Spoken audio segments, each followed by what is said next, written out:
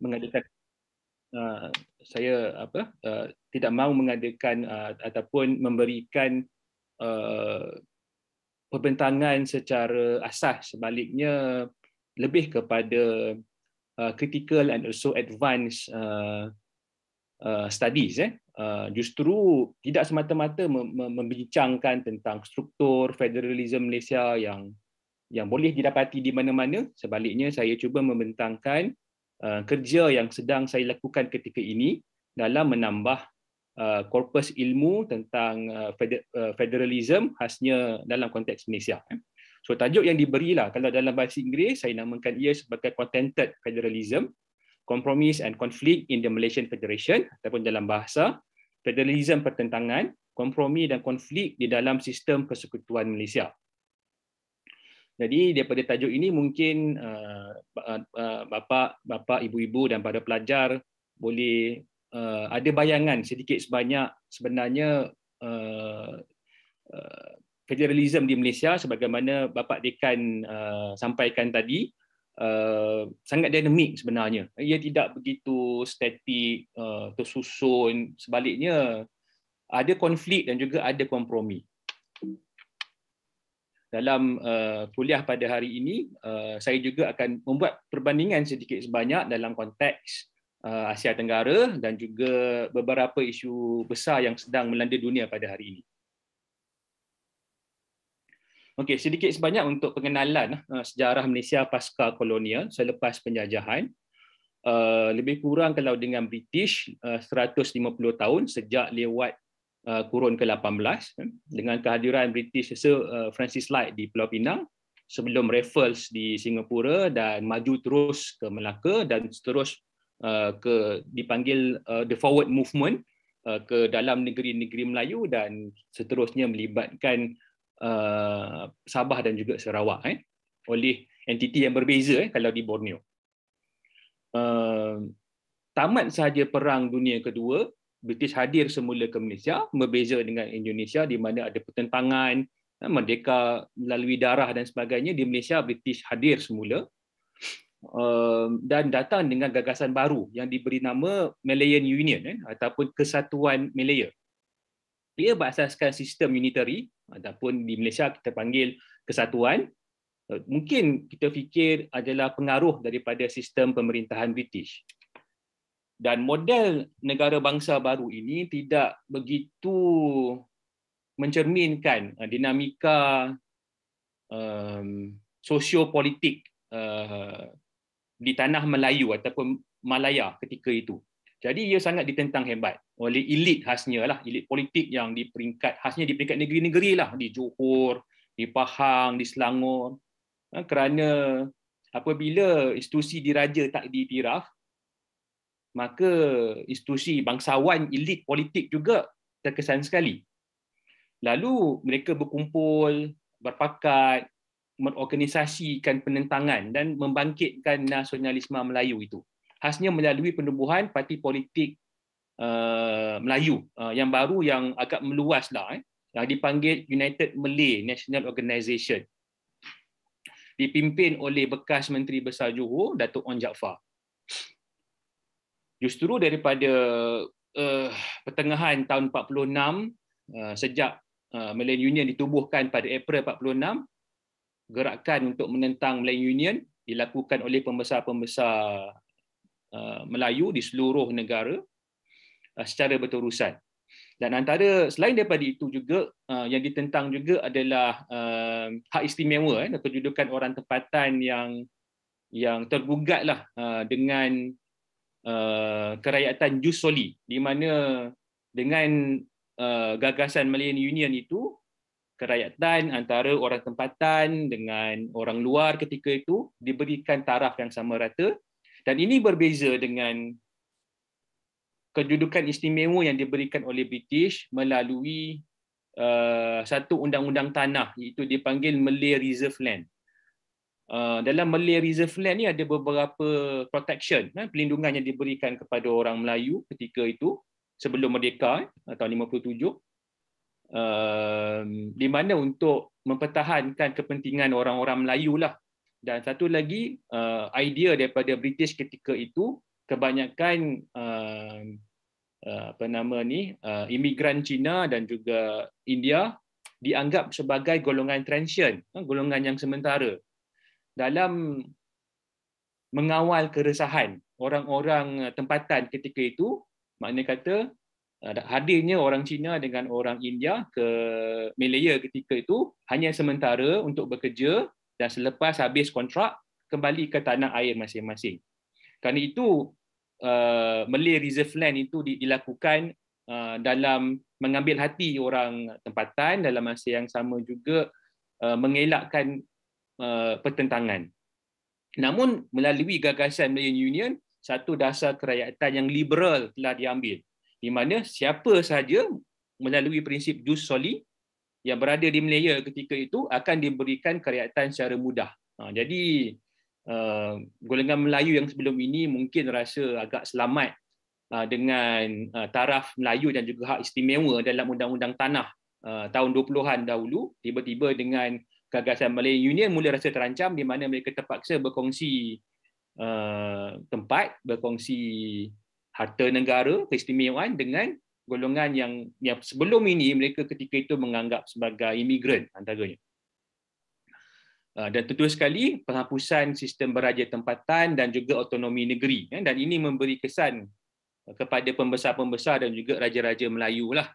Walaupun kedudukan mereka di bawah penjajahan British terkesan banyak sebenarnya melalui sistem indirect rule dan juga sistem resident, di mana British advisor and also British resident menjadi de facto ruler, pemerintah di negeri masing-masing di bawah British Malaya, di bawah penjajahan British dahulu. Kemudian penentangan itu berlangsung lebih kurang selama 2 tahun. Begitu kuat sehingga kan boleh dikatakan hanya 2 bulan sahaja Malayan Union ditubuhkan pada bulan 4 tahun 46. Secara efektifnya Malayan Union tiada. Tidak berlangsung sebenarnya. Tetapi secara rasminya sistem Malayan Union itu digantikan dengan sistem Persekutuan Malaya, dipanggil Perjanjian Persekutuan Malaya ataupun Federated of Malayan Agreement tahun 48, 2 tahun kemudian. Tapi secara praktisnya Malayan Union itu tidak begitu efektif. Sistem itu tidak begitu efektif. Dan di dalam FMA 1948 yang hadir daripada kompromi daripada 3 pihak, iaitu pihak British, elit dalam UMNO dan juga wakil-wakil raja. Ini dipanggil Anglo-Malay Working Committee 1946. Dan ketiga-tiga golongan inilah yang melahirkan Perlembagaan Malaysia tahun 48 dan Malaya tahun 48, seterusnya Perlembagaan Malaya tahun 57 dan Malaysia tahun 63. Tapi asasnya dibina daripada FMA tahun 48. Ketika itu sebenarnya ada dua gagasan perlembagaan. Satu yang Anglo-Malay Working Committee ini. Satu lagi adalah golongan-golongan kiri. Namun disebabkan dianggap sebagai dikuasai oleh komunis, sosialis dan sebagainya dan tidak mendapat pengiktirafan daripada British, dan tuntutan kemerdekaan itu kemerdekaan dan juga perlembagaan alternatif itu tidak dilayan oleh pihak British lah. Jadi yang Anglo-Malay Working Committee punya kerangka perlembagaan yang diterima pakai. Jadi dalam kerangka perlembagaan yang baru tahun 48 yang diguna pakai kini di Malaysia tahun 57 dan tahun 63, melibatkan gabungan dengan Singapura, Sabah dan Sarawak sebelum Singapura keluar daripada Malaysia pada tahun 65. Mengembalikan hak negeri dalam persekutuan ini, kedudukan institusi diraja, kerakyatan melalui jus sanguinis di mana lebih ketat, lebih sukar, di mana ada keperluan bahasa, keperluan bermaustatin untuk tempoh yang lebih lama, dan ada kedudukan istimewa kepada orang tempatan dalam pelbagai aspek lah, termasuk kalau yang dulu tanah, tapi sekarang dalam sudut pendidikan, dalam sudut pekerjaan, dan juga hal-hal yang lain. Justru dalam Perjanjian Persekutuan Malaya 48 ini, ia melahirkan bukan sekadar sistem kerajaan, berbeza dengan Indonesia mengguna pemerintah ataupun pemerintahan. sebagaimana yang dibangkitkan oleh Profesor Anthony Milner daripada ANU, di mana beliau definisikan sistem kerajaan ni adalah sistem politik yang mempunyai raja, tetapi juga sistem persekutuan, iaitu federation di Malaysia. Ini, yang merubahlah daripada Malaysia ataupun Malaya sebagai sistem unitary kepada sistem federalism tahun 48. Sekaligus dia mengekalkan semulalah autonomi negeri, gabungan-gabungan negeri, kedudukan institusi diraja, elit-elit bangsawan, politik tempatan dan sebagainya. Dan FMA ini menjadi titik tolak kepada sistem raja berperlembagaan, persekutuan dan demokrasi berparlimen di Malaysia yang diukirkan dalam Perlembagaan Kemerdekaan Merdeka Constitution Malaya Malaysia pada tahun 57 dan 63 dengan kemasukan Sabah, Sarawak dan Singapura sebelum Singapura tadi sebagaimana yang diberitahu keluar daripada persekutuan pada tahun 65. Terus maju ke definisi federalism, menurut Profesor Casey Ware, pakar perlembagaan awal dulu, bagi beliau federalism adalah satu sistem kerajaan yang mengandungi kerajaan federal ataupun persekutuan dan wilayah atau negeri dalam kawasan-kawasan yang tersendiri mempunyai sifat sederajat ataupun co-equal dan bebas.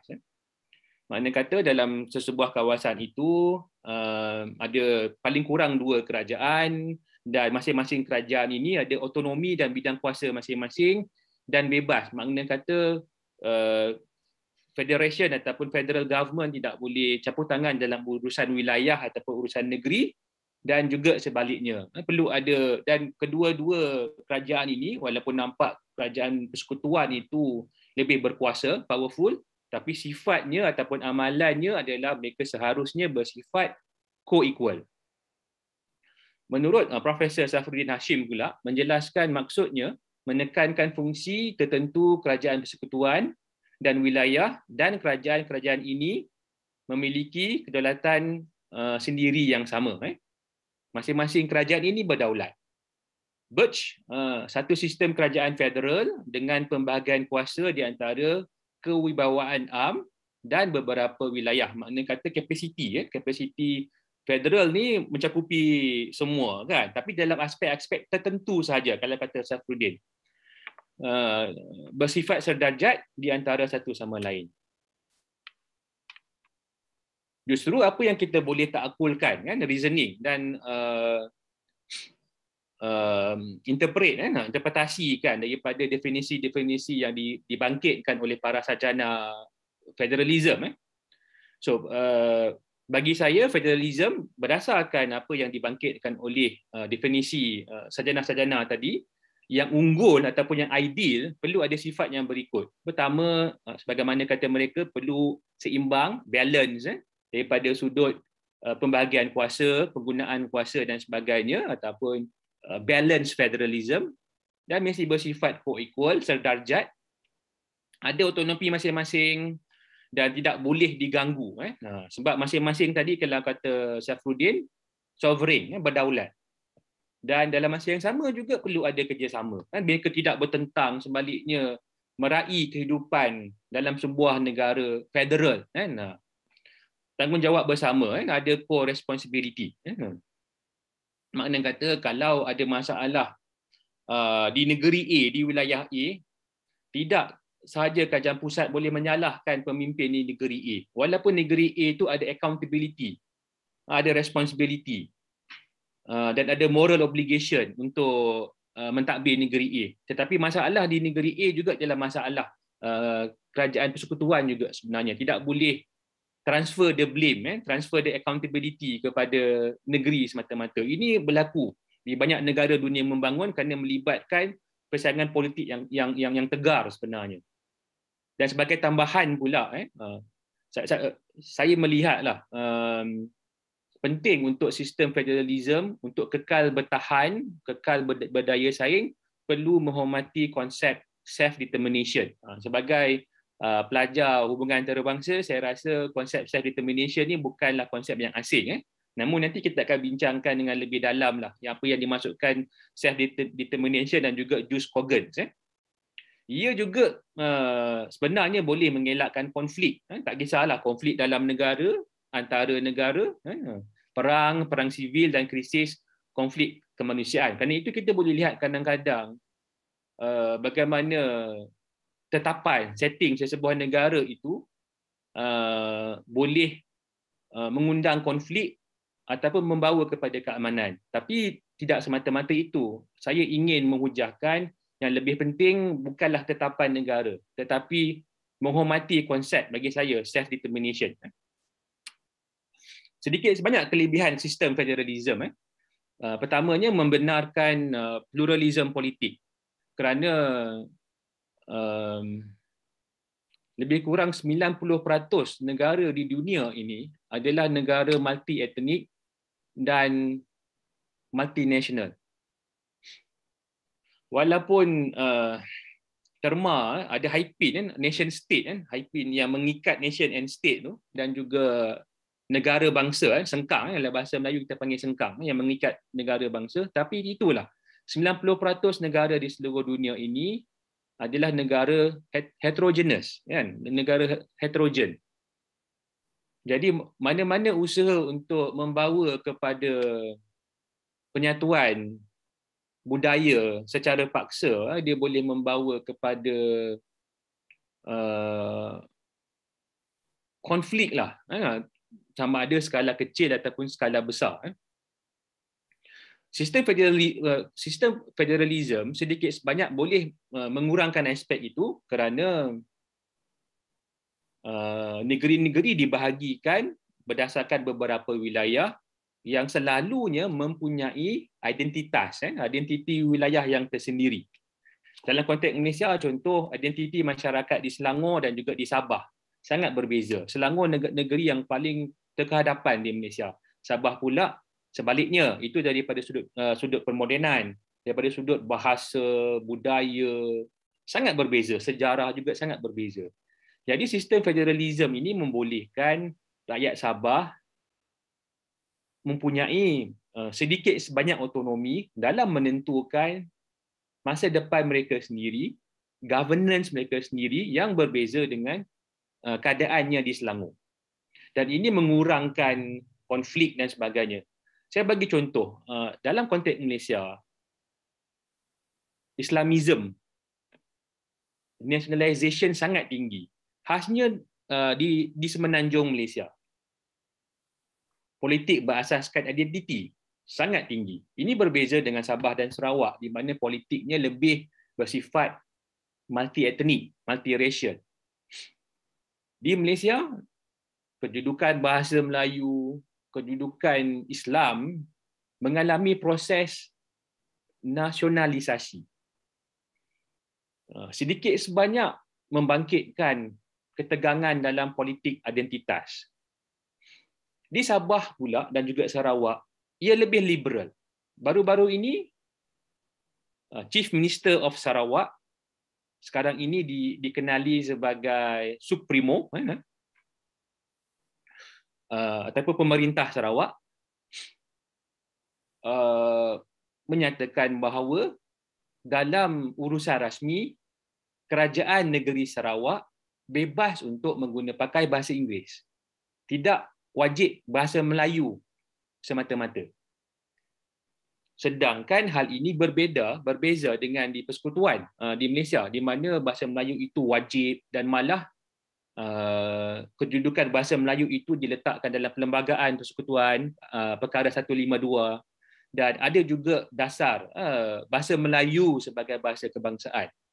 Namun di Sabah dan Sarawak, disebabkan sedikit sebanyak autonomi yang ada, berupaya untuk resist, menentang. Itu yang saya bingkaikan perbincangan federalism Malaysia ni dalam konteks pertentangan sebenarnya.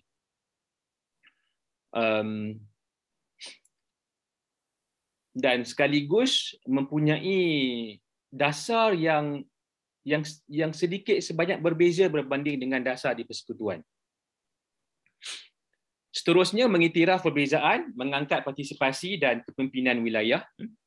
Jadi mengiktiraflah setiap di Kelantan, kan, sebab di dalam Perlembagaan Malaysia ada beberapa senarai persekutuan, iaitu menggariskan kuasa-kuasa persekutuan, senarai negeri menggariskan kuasa-kuasa negeri, dan juga senarai bersama, di mana kedua-dua kerajaan persekutuan dan kerajaan negeri mempunyai bidang kuasa dalam aspek terbabit.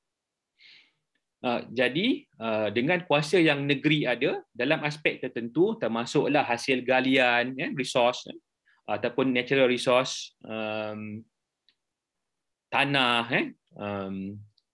agama dan adat resam, jadi memberikan accountability antaranya kepada negeri masing-masing dan menggalakkan partisipasi dan kepimpinan di wilayah masing-masing. Contohnya dalam konteks Malaysia,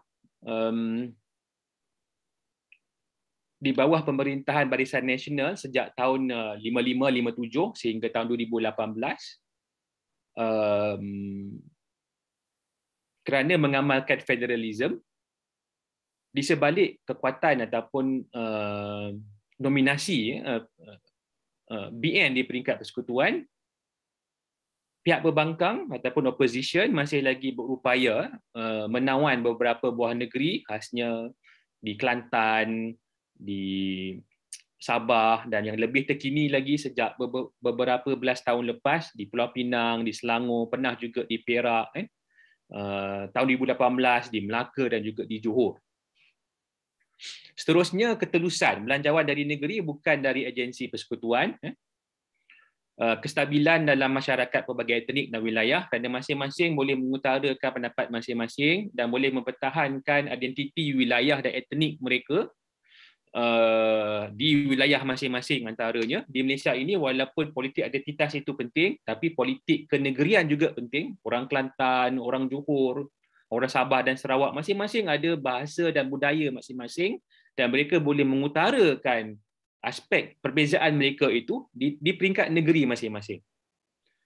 Selain itu, dengan gabungan wilayah yang lebih besar, tentu sekali mereka boleh meluaskan pasaran, pasaran besar. Itu antara sebab kenapa antaranya mengapa PAP Singapura ingin bergabung dalam persekutuan Malaya sejak tahun 60 lagi, dan pada akhirnya berjaya setelah berjaya untuk memujuk Tunku Abdul Rahman, Perdana Menteri Malaysia yang pertama, pada tahun 61, dan seterusnya membentuk Persekutuan Malaysia bersama Sabah dan Sarawak pada tahun 63.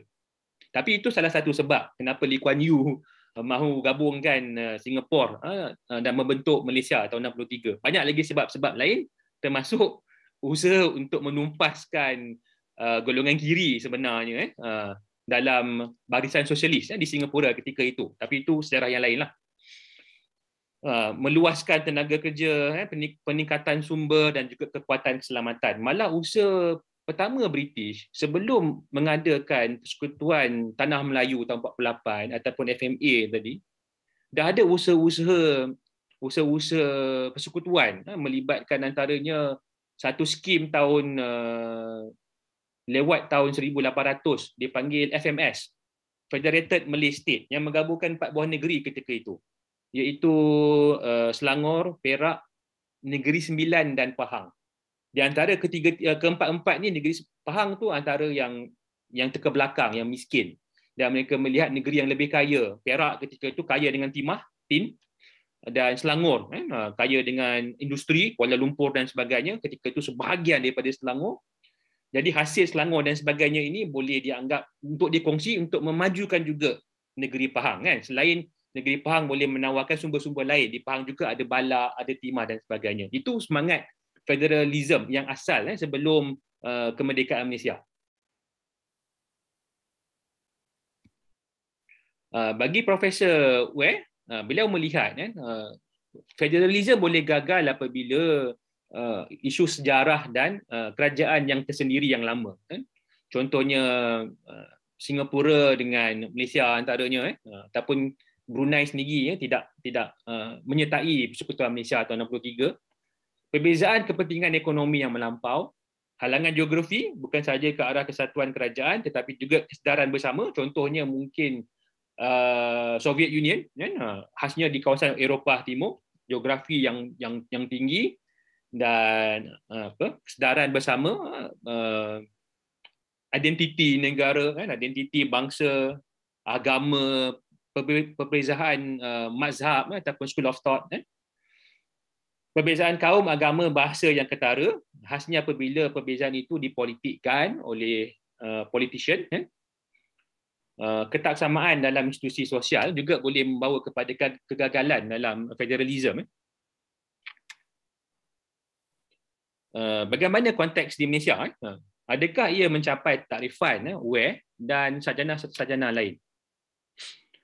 So, hujahan konseptual yang sedang saya usahakan ketika ini, saya menghujahkan bahawa sifat federalisme Malaysia berkait rapat dengan situasi dan karakter politik di peringkat persekutuannya.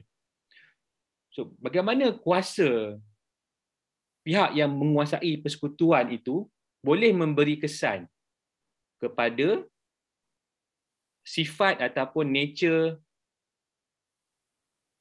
Malaysian federalism.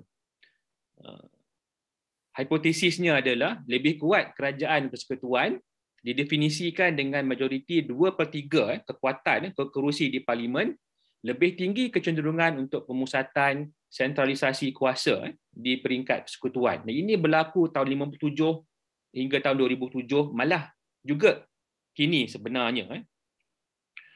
Seterusnya, hipotesis kedua, lebih lemah kerajaan persekutuan, majoriti kecil ataupun majoriti mudah, lebih tinggi pergerakan ke arah desentralisasi kuasa, iaitu yang boleh dilihat sedikit sebanyak sejak tahun 2008 kini.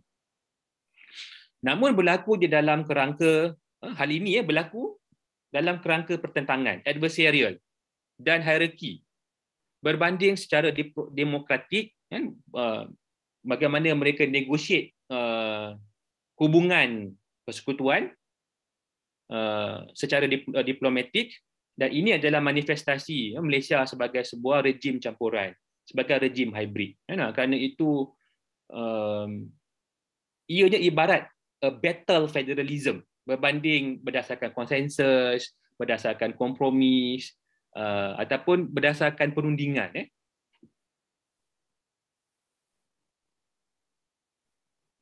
Baiklah, kita pergi kepada konteks yang pertama, tahun 57 hingga tahun 2007. Meskipun ada kisah-kisah yang baik dan hasil yang baik dari amalan federalisme Malaysia, tetapi sarjana sains sosial rata-rata sepakat bersetuju sistem federalisme Malaysia adalah terlalu terpusat, highly centralized. Dari sudut kerangka perlembagaan, Malaysia adalah sebuah negara federal, tetapi dari sudut amalannya ia lebih kepada sistem kesatuan, unitary, dengan kuasa pemerintahan yang begitu centralized dan kurang desentralisasi. Sedangkan desentralisasi selain daripada perbezaan bidang kuasa yang ada autonomi dan prinsip equal partnership adalah elemen penting dalam sistem federalisme. Berikut adalah beberapa pandangan sarjana terhadap federalisme, amalan federalisme Malaysia daripada Profesor Andrew Harding, pakar perlembagaan Asia Tenggara, khasnya Malaysia dan juga Singapura, juga Thailand. Bagi beliau, federalisme Malaysia ni adalah beliau kritik sebagai centralized federal state. Profesor William Case, juga pakar Indonesia, mengatakan federalisme Malaysia ni sebagai factless federalism, yang kualiti federalism itu kurang dan juga tanggungjawab itu kurang. Kai Oswald, scholar, sarjana yang meningkat naik di Asia Tenggara, banyak juga menulis tentang Indonesia. Beliau mengkritik federalisme Malaysia sebagai federalism without decentralization. James Chin dan juga Wong Chin Huat, local scholars, mengkritik Malaysian federalism sebagai centralized federalism. Seterusnya ke beberapa case study dalam memerihalkan keadaan federalisme Malaysia yang begitu terpusat sifatnya. Pertama, daripada sudut pentadbiran, kita panggil sentralisasi pentadbiran. Jadual ke-9, the 9th schedule, pembahagian kuasa antara senarai persekutuan negeri dan bersama dalam perlembagaan Malaysia memperuntukkan bidang kuasa kerajaan-kerajaan dalam sistem persekutuan Malaysia sebagaimana yang telah saya maklumkan tadi. Namun dari kemerdekaan Malaysia sehingga tahun 2007 khasnya, kita dapat lihat corak sentralisasi pentadbiran ke arah kerajaan persekutuan yang tidak seimbang lah, yang begitu sentrik kepada kerajaan persekutuan. Seolah-olah federalism in disguise. Kerajaan negeri tidak menjadi rakan sederajat, tetapi lebih kepada cawangan kepada kerajaan persekutuan. Dan persekutuan itu headquarter, ibarat sebuah sistem banking. Kerajaan persekutuan itu headquarters dan negeri-negeri ini hanya cawangan. So berbanding ada devolusi kuasa, ada desentralisasi kuasa. Sebaliknya melibatkan hierarki, melibatkan sentralisasi dan cawangan tidak mempunyai kuasa yang signifikan. Sebaliknya perlu bergantung arahan daripada pusat. Contohnya dalam konteks politik Malaysia ketika ini tahun 57-2007, seseorang menteri besar di Malaysia tempoh pemilu yang akan datang, kita panggil di sini pilihan raya umum, akan berakhir pada tahun hadapan, tahun 2023. Tetapi kerana amalan highly centralized power, highly centralized federalism, mana-mana menteri besar di Malaysia khasnya, untuk pemilu yang akan datang, mereka bukan sekadar tidak pasti sama ada mereka akan menjadi menteri besar sekali lagi. Malah mereka juga tidak pasti sama ada mereka akan dicalonkan ke jawatan itu untuk bertanding. Mana-mana menteri besar di Malaysia secara umumnya bila bertanya apakah tanggapan YB, YB menteri besar, yang berhormat menteri besar untuk pilihan raya yang akan datang, biasanya menteri besar Malaysia akan di mana-mana negeri di Malaysia akan bercakap terpulang kepada pucuk pimpinan, terpulang kepada kerajaan pusat. Itu memperlihatkan, mencerminkan betapa berhierarkinya, hierarkikalnya hubungan pusat dengan negeri, sehinggakan kedudukan parti-parti calon-calon dan juga untuk bertanding dan juga eksekutif di peringkat negeri juga ditentukan oleh mereka di peringkat persekutuan, di peringkat pusat. Begitu rendahlah sedikit sebanyak kedudukan ataupun otonomi negeri dalam hal ini. Malah untuk pemilihan menteri besar sekitar tahun 57-2007, ia ditentukan oleh mereka yang berkuasa di pusat, tentu sekali dalam parti yang samalah.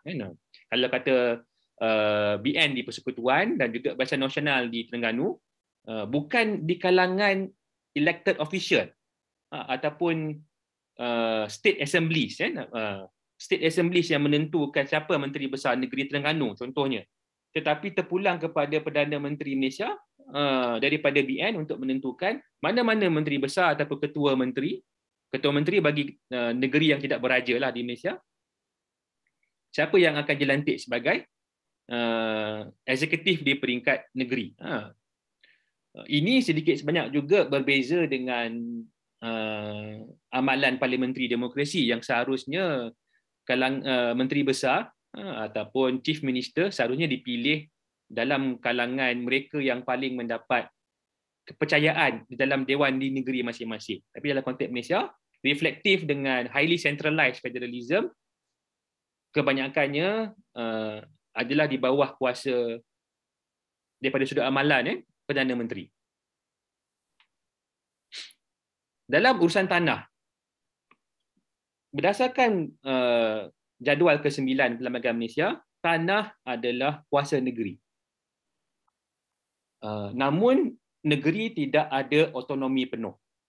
Melalui Parlimen Malaysia, Kerajaan Persekutuan boleh menggubal kanun ataupun akta, a new act. Dan akta itu membolehkan the federal government, Kerajaan Persekutuan, untuk mengambil alih beberapa kuasa dalam kerajaan negeri. Contohnya Kanun Tanah Negara. Kanun Tanah Negara membolehkan kerajaan persekutuan untuk menidakkan kuasa negeri dalam hal ehwal tanah apabila tujuan itu adalah untuk kegunaan bersama, untuk membina lebuh raya, highway dan sebagainya lah, lapangan terbang ke. Kalau negeri tidak mahu give up tanah, kerajaan persekutuan boleh mengambil tanah itu dengan menggunakan Kanun Tanah Negara. Namun tidaklah mengambil secara percuma, perlu memberikan bayaran yang tertentu yang biasanya ditentukan oleh kerajaan persekutuan. Jadi bila ada projek yang dianggap sebagai projek bersama, kerajaan persekutuan memohon daripada negeri, dan jika negeri tidak beri, kerajaan persekutuan boleh menggunakan Kanun Tanah Negara untuk menafikan kuasa negeri dalam pentadbiran tanah tersebut. Dan hal ini tidak dilakukan secara diplomatik semata-mata, sering kali juga berlaku secara adversarial. Contohnya di Selangor sejak tahun 2008 pemilu ditadbir oleh Parti Berbangkang. Ketika itu dipanggil Pakatan Rakyat, ketika ini dipanggil Pakatan Harapan. Selangor ada masalah air yang bermasalah. Jadi cara pemikiran kerajaan pusat dalam menyelesaikan masalah air di Selangor adalah untuk mengimport ataupun mendapatkan bekalan air daripada negeri yang terdekat, iaitu negeri Pahang. Tapi untuk menyalurkan air daripada Pahang ke Selangor memerlukan kawasan tadahan, buatan manusia yang besar dan sebagainya, dan memerlukan tanah yang besar. Dan kerajaan Selangor tidak begitu dilibatkan dalam proses ini, dan Kanun Tanah Negara sedikit sebanyak digunakan dalam membolehkan kerajaan persekutuan untuk mengambil beberapa bidang tanah yang besar di Selangor untuk membolehkan projek air daripada Pahang hadir ke Selangor. Begitu juga dengan beberapa agensi-agensi kerajaan yang ditubuhkan berkaitan dengan pertanian, peladangan seperti Felda dan Felkra. Juga boleh digunakan Kanun Tanah Negara atas nama kepentingan bersama. Dan tanah itu selepas diambil oleh persekutuan akan ditadbir terus oleh persekutuan. Seterusnya hasil galian, natural resources. Dalam perlembagaan, hasil natural resources adalah hak negeri. Tetapi akta parlimen digubal, contohnya akta Petronas digubal. Dan dalam akta Petronas mengatakan bahawa mana-mana sumber minyak 3 batu nautika luar pesisir pantai negeri adalah milik persekutuan. Akta itu dibuat pada tahun 7071. Sedikit sebanyak berkontradiksi dengan semangat perlembagaan Malaysia tahun 57, tahun 63, di mana hasil galian seharusnya adalah milik negeri. Tetapi sebagai kompromi tahun 70 dahulu, sebab asalnya hasil galian adalah milik negeri tetapi diambil melalui akta Petronas, kerajaan persekutuan ataupun syarikat cari gali perlu membayar royalti sebanyak paling kurang 5% kepada kerajaan negeri.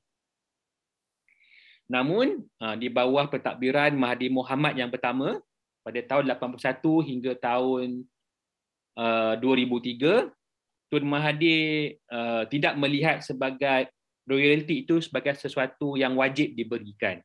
Sebaliknya dipanggil yang ini, dipanggil wang ihsan. Maksudnya terpulang kepada persekutuan nak beri 5% peruntukan kepada negeri berdasarkan sumber minyak ataupun tidak mahu. Kalau diberikan tak dipanggilkan royalti, maksudnya tidak ada paksaan, tidak ada perjanjian undang-undang. Sebaliknya adalah ihsan daripada kerajaan pusat kepada kerajaan negeri. Kan? Seterusnya dalam urusan agama, ada juga, walaupun agama itu adalah hak negeri dalam perlembagaan Malaysia, tapi dalam konteks Malaysia ada juga kuasa peringkat persekutuan, dia panggil jabatan pengurusan agama Islam Malaysia di peringkat persekutuan. Sabah dan Sarawak ada perkara tuntutan perkara 20, bahasa dan agama juga ada banyak masalah. Hanya beberapa saja yang dihormati. Pembangunan kan, dalam aspek pembangunan banyak kerajaan persekutuan tidak melibatkan kerajaan negeri ataupun tidak mendapatkan izin daripada kerajaan negeri, bypass dengan agensi-agensi kerajaan persekutuan di peringkat negeri lah. Kes tadi yang kedua, sentralisasi kewangan. Kuasa percerkaian di negeri dan daerah tempatan adalah sangat terhad dan tidak mencukupi. Kuasa kewangan, the power of the purse di Malaysia terletak pada kerajaan persekutuan. Mana-mana collection kan, cukai dan sebagainya, kebanyakannya akan pergi kepada persekutuan. Selangor contohnya menyumbangkan dalam 20 bilion setahun kepada kerajaan persekutuan ringgit Malaysia, tetapi dipulangkan dalam 2 bilion sahaja. Sedangkan Selangor penyumbang terbesar dengan penduduk paling ramai, tapi diberikan 2 bilion di bawah Pakatan Harapan, Pakatan Rakyat, menyebabkan berlaku gangguan sedikit sebanyak dalam pembangunan di Selangor. Bajet juga kan, ataupun belanjawan tidak seimbang. Bajet Jabatan Perdana Menteri sebagai contoh puluhan kali lebih besar berbanding bajet negeri sebelum 2018. Peruntukan kepada Universitas Sains Malaysia di Pulau Pinang 1 kali ganda lebih besar daripada belanjawan negeri Pulau Pinang. Negeri Pulau Pinang adalah negeri yang kedua paling maju di Malaysia. Tetapi bajet peruntukan yang diberikan oleh persekutuan kepada USM di Pulau Pinang lebih tinggi, sebab USM ni public university, lebih tinggi daripada negeri Pulau Pinang itu sendiri, walaupun negeri Pulau Pinang itu adalah negeri kedua termaju dengan penduduk lebih 1 juta orang. Hal ini menyukarkan negeri dan daerah untuk menjalankan pembangunan dengan lebih efektif, sejajar dengan keperluan dan kefahaman negeri daerah. Semangat demokrasi juga mengganggulah semangat demokrasi dan kebebasan memilih. Maknanya kata, kalau kita pilih parti berbangkang mengetuai negeri kita, kalau kerajaan persekutuan itu daripada parti yang lain, kan, maka kita akan merasa bahana. Kan? Maksudnya, kebebasan untuk memilih itu ada kesannya. Kan? Tidak dihormati secara demokratik. Mengapa ini berlaku? Kalau kata Dr. Kai Oswald, pertama, amalan partisanship yang menebal, kan? Di mana kekayaan negara itu dikongsi berdasarkan partisan.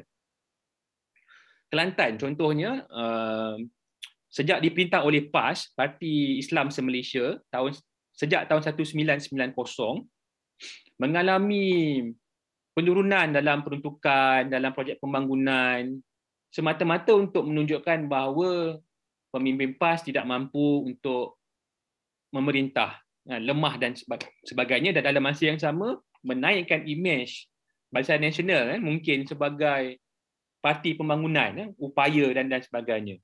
Yang kedua, pemusatan kuasa elit di persekutuan dalam mensubordinasikan elit-elit negeri, dan juga sistem strongman yang kuat sebagaimana mungkin Bapa Suharto dahulu, Mahathir, Lee Kuan Yew sebelum ini.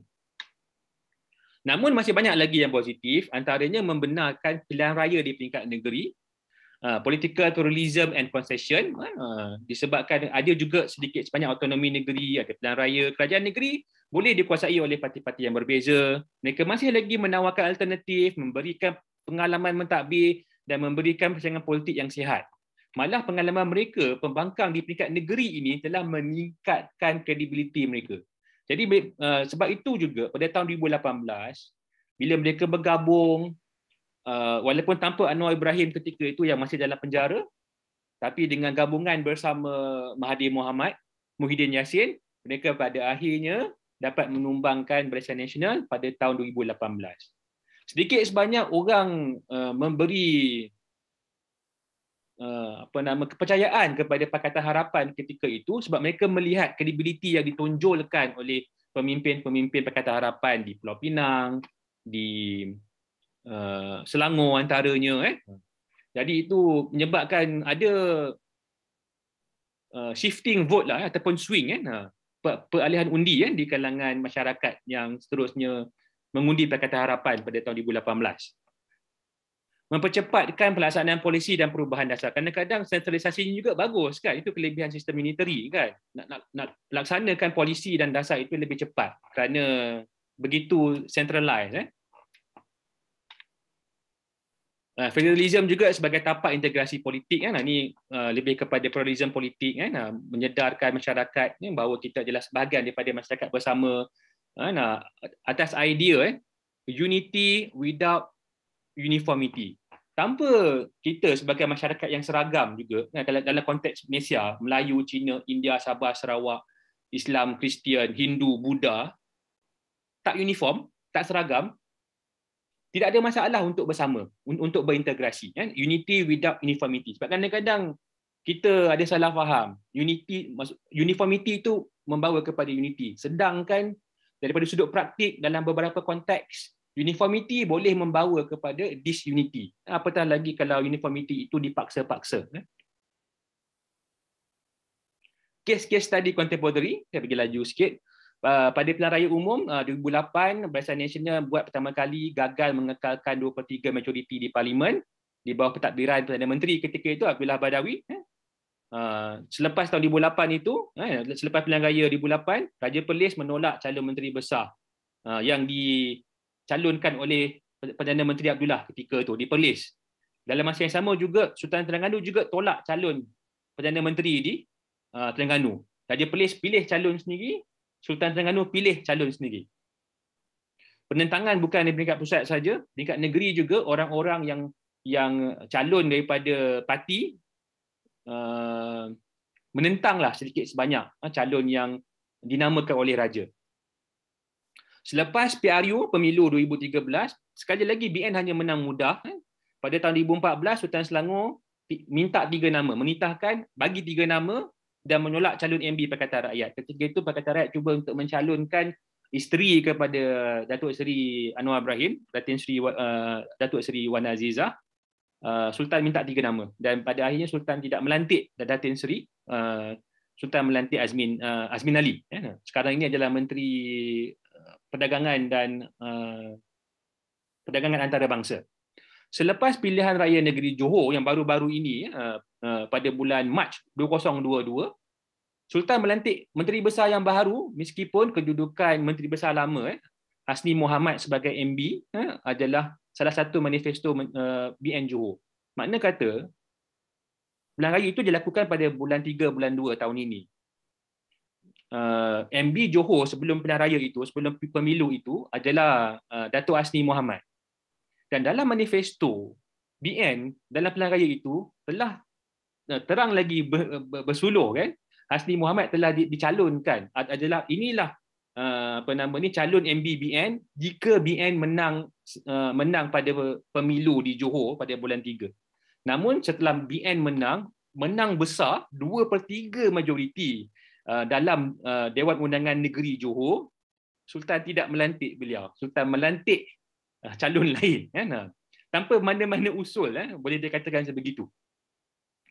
Sejak tahun 2018 dan khasnya sejak tahun 2020 apabila kerajaan persekutuan semakin lemah melalui coup rampasan kuasa di Malaysia, kita panggil langkah Sheraton, Sarawak dapat pelbagai konsesi termasuk hak ekonomi dan kedaulatan, dan dalam hal ehwal domestik yang lebih ketara yang sebagaimana yang saya bagi tahu tadi, contohnya kerajaan persekutuan mengangkat bahasa Melayu sebagai bahasa rasmi, bahasa urusan rasmi di pejabat dan sebagainya.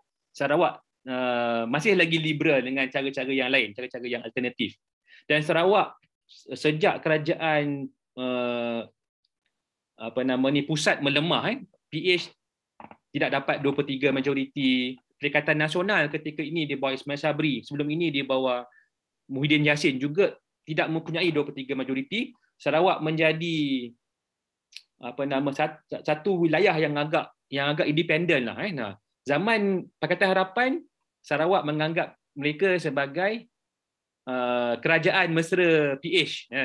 Zaman BN pula mereka anggap mereka sebagai sekutu kepada BN. Namun sebenarnya bila diuji sama ada mereka sokong BN ataupun PH, mereka jarang memberitahu sebenarnya. Semasa Ismail Sabri dilantik, sebelum Ismail Sabri dilantik sebagai PM Malaysia tahun 2021 pada bulan Ogos, yang di Pertuan Agong, The King of Malaysia, tanyakan GPS. GPS ni adalah parti yang menguasai Sarawak ketika itu. di manakah sokongan Sarawak, sama ada kepada Ismail Sabri Barisan Nasional ataupun kepada Anwar Ibrahim Pakatan Harapan. Sarawak kata terpulang kepada kebijaksanaan tuanku untuk menentukan. Itu dan sebab Sarawak faham dengan kerusi parlimen yang mereka ada 18 kerusi ketika ini dan majoriti yang ada pada kerajaan hanya sekitar 5 kerusi sahaja. Mana-mana pihak yang disokong oleh GPS Sarawak akan membentuk kerajaan pusat. Dan kelemahan kerajaan pusat ketika ini digunakan oleh GPS sebaik-baiknya untuk mendapatkan banyak konsesi dalam federalism Malaysia, mengangkat autonomi Sarawak dalam konteks tadi bahasa dan sebagainya, bahasa, pendidikan, dan dalam konsesi lain adalah hak kepada minyak, royalty dan sebagainya. Cuba menolak Perlembagaan Malaysia ke arah yang lebih seimbang di antara kuasa negeri dan juga kuasa persekutuan. Tapi ianya bersifat agak adversarial. Contohnya, apabila kerajaan persekutuan membenarkan Sarawak untuk mentadbir sebahagian daripada sumber minyak di Sarawak, Ketua Pegawai Eksekutif CEO Petronas meletak jawatan atas tidak bersetuju dengan perkara itu. Itu yang saya katakan, kerangka hubungan federalism di Malaysia ini dia dalam kerangka contentious, dia kerangka pertentangan berdasarkan kepada kekuatan kuasa persekutuan dan juga negeri lah. Seterusnya, saya harus pergi laju sikit. Tuntasnya, kelemahan kerajaan pusat secara gradual, perlahan-lahan sejak tahun 2008 tidak semata-mata merubah karakter federalism Malaysia kepada yang sifat lebih transaksional, di mana sokongan negeri dan wilayah semakin penting dalam membentuk dan mengekalkan kerajaan persekutuan. Bagaimana kes Sarawak tadi? Mahukan kami punya undi untuk menyokong kerajaan pusat? Kamu perlu menghormati ataupun memberi kami lebih kuasa dan autonomi. Tetapi ia juga memperlihatkan dalam masa yang sama bagaimana institusi diraja di Malaysia semakin asertif dan penting dalam politik di Malaysia melewati amalan simbolik dan juga rasmi raja berperlembagaan khasnya. Konteks umum federalism lawan kesatuan. Di rantau Asia Tenggara, Malaysia boleh dikatakan bebas dari perang saudara dan gerakan pemisah berbanding Thailand, Filipina dan juga Indonesia. Perbandingan utamanya mungkin kerana Malaysia mengamalkan sistem federalism. Namun adakah sistem federalism lebih baik daripada kesatuan unitary? Saya hujahkan tidak semestinya. Sebaliknya, menghormati prinsip self-determination adalah lebih penting. Apakah itu self-determination?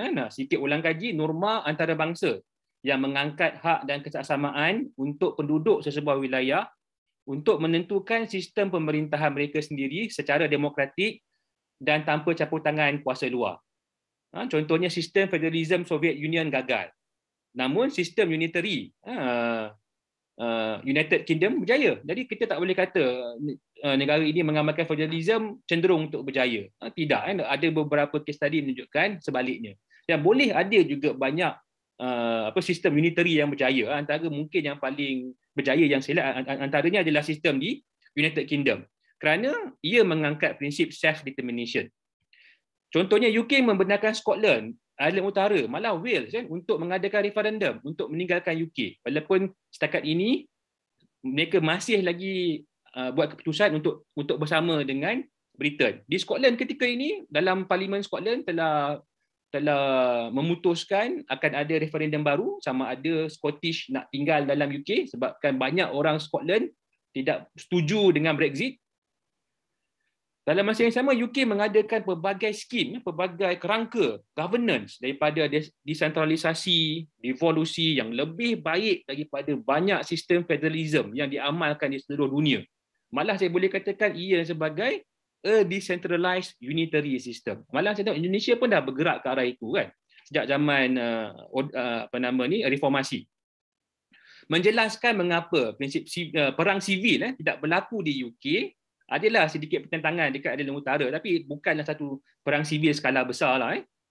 Selepas pergabungan wilayah-wilayah mereka, malah kerajaan UK pun tak kisah kalau nak buat referendum ke apa ke, tapi perlulah mohon dalam British Parliament dahulu. Tapi prinsipnya mereka terbuka sama ada ahli-ahli dalam kingdom itu nak bersama dalam kesatuan mereka ataupun nak keluar.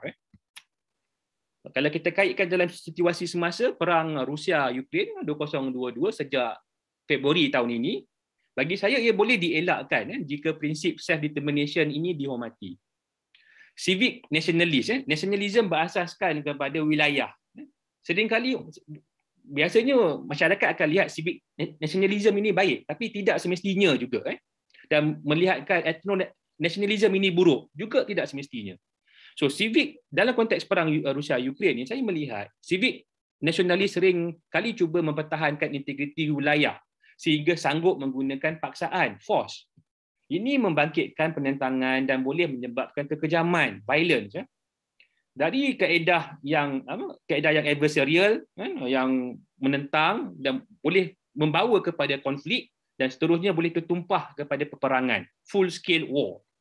Ukraine mahu mempertahankan dua wilayah timurnya, civic nationalism lah, yang dikuasai oleh etnik Rusia, iaitu di Luhansk dan juga di Donetsk, dalam wilayah Donbass, di timur Ukraine. Sedangkan kedua-dua wilayah itu mahu memerintah sendiri dengan mengisytiharkan mereka sebagai republik. Sudah 6-7 tahun dah. Luhansk dan juga Donetsk mengisytiharkan bahawa mereka ni republik yang merdeka, walaupun tidak diiktiraf oleh Ukraine. Dalam masa yang sama, Rusia pula mahukan wilayah-wilayah itu di dalam persekutuannya. Bagaimana rampasan Crimea oleh Rusia tahun 2014 dahulu. Rakyat ataupun the people dalam konteks ini di Ukraine terperangkap dalam pergelutan kuasa elit politik. Rusia, wilayah timur dan juga Ukraine, dan pertembungan nasionalisme patriotism yang ada di kalangan masyarakat Ukraine dengan Rusia pada hari ini. Dan juga komuniti di Donetsk dan juga di Luhansk. Berbanding menyelesaikan secara demokratik dan diplomasi berdasarkan prinsip self-determination, sekaligus mengangkat hak asasi manusia, kan? Maksudnya tak ada lah krisis kemanusiaan, perang, kan? Displacement dan sebagainya. Sebaliknya paksaan dan kekerasan, violence digunakan, termasuk perang gerila asalnya, kan? Perang saudara, civil war, dan perang skala besar yang sebagaimana yang berlaku di Ukraine. Di Ukraine tiga-tiga ini berlaku, daripada gerila bawa kepada civil war, bawa kepada interstate war. Kini Ukraine dan masyarakatnya terperangkap, malah sangat terkesan dari pelbagai aspek kemanusiaan. Jutaan misplaced. Puluhan ribu mati, kan? Ratus ribu cedera, ekonomi dan sebagainya. War is a development in reverse, kan? Jadi kalaulah selesai perang nanti, kan, berapa tahun pembangunan di Ukraine tu telah dikebelakangkan, telah diundurkan dan ambil masa yang sangat lama untuk Ukraine maju semula. Perkara ini boleh dielakkan sebenarnya. Perang Ukraine, perang boleh berterusan dan berpanjangan kerana komplikasi Rusia-Ukraine ini, perang Rusia-Ukraine ini, selagi Ukraine dan Rusia meneruskan tuntutan tandap Donbas secara adversarial. Ukraine nakkan kemerdekaan penuh, Rusia pula nakkan annexation, kan, rampasan. Sebaliknya, keamanan boleh dicapai jika semua pihak di dalam konflik ini duduk di meja rundingan dan menghormati hak penduduk Donbas, iaitu di dua-dua wilayah tadi, untuk melakukan referendum untuk self-determination. Sebagaimana yang UK benarkan kepada penduduk Scotland, kepada penduduk Ireland Utara dan juga Wales. Menjadi sama ada menjadi negara bebas ataupun kekal dalam Ukraine ataupun menyertai persekutuan Rusia, terpulang kepada masyarakat masing-masing. Perang ini malah boleh dielakkan dari awal. Dan mungkin inilah jalan keluar yang paling cepat, diplomatik dan aman. Paksaan untuk kompromi mungkin boleh dilakukan, khasnya dalam memaksa penduduk Donbas kekal di Ukraine tanpa referendum dalam mempertahankan integriti wilayah Ukraine. Ini sangat disokong oleh US dan mungkin juga sedikit sebanyak UN dan juga penduduk dunia, tanpa memahami dinamika ethnicity dan nationalism, dan juga kaedah-kaedah lain, dan juga prinsip khasnya self-determination. Namun jika itu berlaku, saya akan ujarkan bahawa ia tidak akan berkekal lama, tidak akan kekal lama. Konflik baru akan muncul di kemudian hari. Justru pendek kata patah balik dalam federalism Malaysia, bagi saya langkah ke hadapan Persekutuan Malaysia adalah perlu mengangkat semangat perlembagaan, konstitusionalism dan juga federalism, mengamalkan kekangan dari amalan politik partisan dan juga pemusatan kuasa, perkara dan perbuatan yang tidak berperlembagaan sebenarnya. Kita tak boleh menghukum kebebasan bersuara, kebebasan memilih, menghormati autonomi bidang kuasa negeri yang telah termaktub dalam undang-undang perlembagaan dan kerajaan tempatan, bergerak dan mengangkat prinsip desentralisasi dan kesesamaan, mengangkat prinsip rakan bersama, co-equal, co-partner, menekankan kepada pembangunan dan dasar-dasar yang seimbang, terangkum dan juga lestari, sustainable, ekonomi, politik, sosial dan juga budaya, seterusnya dan akhirnya memperkasakan sistem bernegara dan juga bermasyarakat, federalism dan rule of law dalam sebuah masyarakat pelbagai etnik, pelbagai wilayah dan juga pelbagai agama. Justru itu saya pulangkan kembali sesi kepada Bapak Moderator, Tino, silakan. Baik, terima kasih Bang Nazri atas pemaparan ataupun meneroka semua tentang federalisme di Malaysia. Nah, mungkin sebelum kita lemparkan ke audiens nih, Bang Nazri, ada beberapa catatan soal pemaparan dari Bang Nazri bahwa membagi perkembangan federalisme itu tak lepas dari 3 fase begitu, 3 era, kolonialisme, dekolonialisme dan pasca kolonialisme. Kemudian banyak juga membahas tentang bagaimana pentadbiran ataupun administration di dalam tata kelola federalisme di setiap negeri maupun negara ataupun di tingkat negara ataupun nasional. Nah, mungkin Bang Nazri, saya juga punya banyak pertanyaan sebenarnya. Nah, sebelum kita lempar ya, teman-teman yang ada di aula maupun yang ada di Zoom, ini juga seperti yang di Zoom juga cukup ramai. Ada yang dari FISIP juga, mungkin ada beberapa yang dari Universitas Kebangsaan Malaysia. Selamat bergabung ya, nanti mungkin kita bisa sesi diskusi juga. Nah, mungkin Bang Nazri, tadi saya ada menyoal soal bicara ada istilah masyarakat sementara. Masyarakat sementara kemudian seperti China ataupun bangsa-bangsa etnis Cina yang di Malaysia di masa kolonialisme dan pasca kolonialisme. Nah, mungkin menjadi menarik begitu Bang Nazri bagi saya untuk melihat keluarnya Singapura di 1965 dikaitkan dengan etnis. Apakah karena saking banyaknya heterogenitas yang terjadi di Singapura yang kemudian tidak bersifat sementara lagi sehingga dia harus menarik diri keluar dari persekutuan Malaysia begitu. Nah, ini tantangan bicara soal federalisme dengan pemetaan etnisitas sementara maupun etnisitas asli daripada kerajaan Malaysia ini apakah menjadi tantangan di masa depan begitu bagi negara Malaysia. Nah, itu yang mungkin menjadi satu sorotan. Kemudian ada beberapa tadi mungkin Bang Nazri juga sudah membedakan sedikit dengan Indonesia bahwa bagaimana tata kelola ataupun pentadbiran tentang negara ataupun setiap negeri di Malaysia dengan di Indonesia. Kalau di Indonesia ini kan Bang Nazri kan ada 34 bentuknya provinsi, bukan negeri ya. 34 provinsi. Kemudian sekitar 218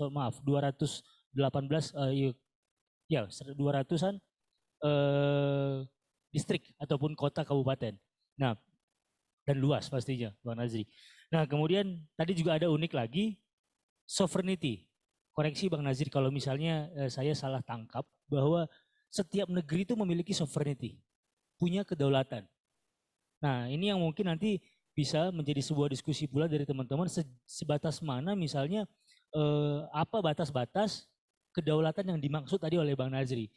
Kalau misal kita kategorikan berdasarkan high politik dan low politics gitu loh. Karena dari amatan saya tadi Bang Nazri ini cukup kompleks. Ada sistem kerajaan, ada sistem federasi terpusat, ada pula bicara soal bagaimana kekuasaan di pentadbiran negeri-negeri. Gitu. Ada 13 negeri Bang Nazri ya? Kalau tidak salah. Iya. Nah, bayangkan kalau misalnya bagaimana ini kompleksitasnya dalam tata kelola negara memilah antara high politik, low politik. Nah, terakhir mungkin Mbak Nazri yang saya soroti adalah berbicara soal aspek ekonomi. Mungkin karena saya fokus dengan Ekopolin, tadi ada yang sedikit menggelitik begitu, Bang Nazri. Ada paparan, Bang Nazri melihat bahwa sistem keuangan di Malaysia itu terpusat, sehingga membatasi pembangunan di setiap negeri. Ini yang menjadi, mohon maaf, agak kritik ini, terkesan menjadi kontradiktif dengan konsep federalisme. Ini pandangan saya sebagai kritiknya, terkesan menjadi sangat kontradiktif dengan konsep federalisme kalau kita melihat bagaimana federalisme yang terjadi di United States atau bahkan di India misalnya.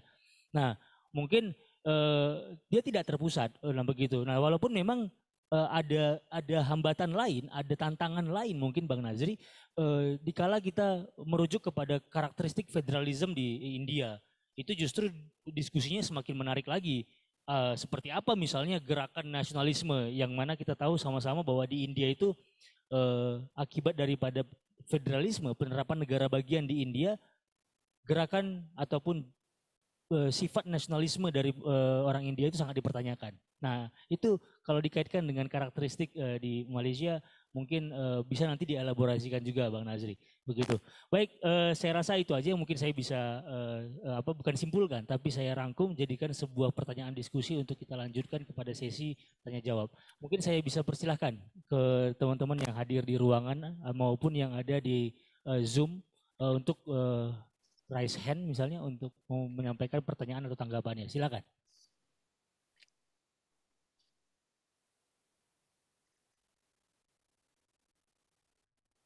Silakan. Ada yang di ruangan? Ini agaknya mereka kurang paham kayak Bang Nazri ini. Mungkin karena bahasa mungkin Bang Nazri. Jadi rada ini mungkin. Ada teman-teman yang di ruangan atau yang di Zoom? Ini 148 peserta nih. Ada? Belakang satu, oke. Satu. Ada lagi? Ada lagi?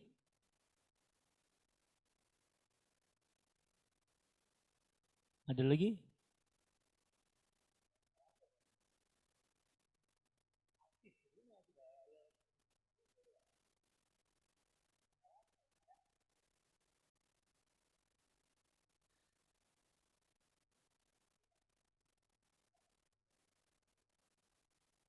Oke, kalau cuma satu boleh, ada mic-nya di situ?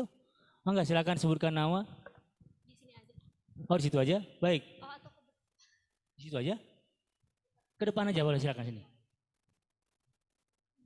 Ini mah Mbak MC-nya ini mah. Silakan sebutin nama sama pertanyaannya langsung aja. Silakan.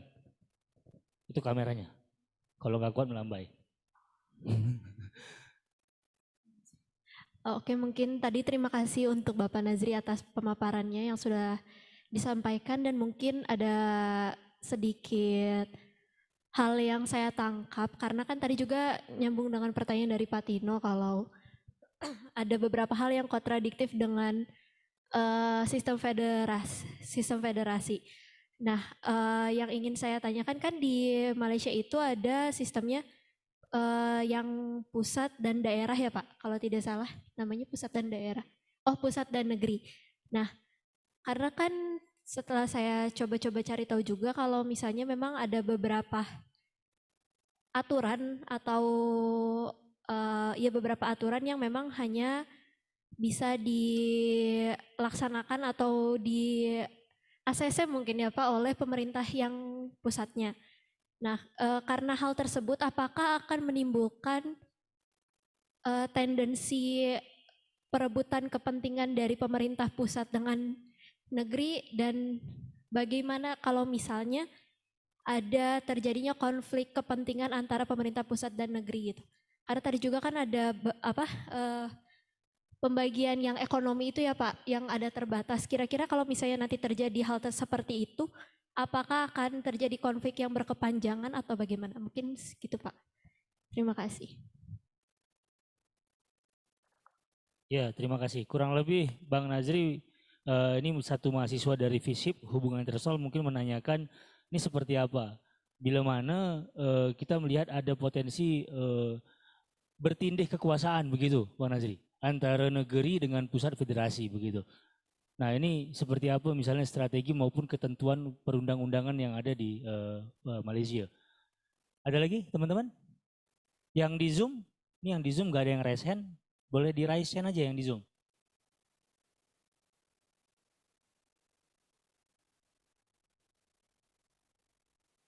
Tidak ada? Oke, kalau tidak ada mungkin kita beri kesempatan ke Bang Nazri untuk merespon ataupun menjawab beberapa tanggapan dan pertanyaan tadi. Sila Bang Nazri. Terima kasih kepada saudara moderator dan juga penanya soalan pertama tadi. Okey, sebagaimana yang telah dibangkitkan, secara asasnya memang amalan federalism di Malaysia ini syarat penuh dengan kontradiksi sebagaimana yang dibangkitkan oleh beberapa sarjana yang telah saya petik seperti Karl Oswald, James Chin, Wong Chin Huat antaranya, di mana ada keseragaman daripada sudut ketika mereka bahawa federalism di Malaysia ini adalah begitu centralized, highly centralized federalism. Malah kalau saya boleh tambah, bersifat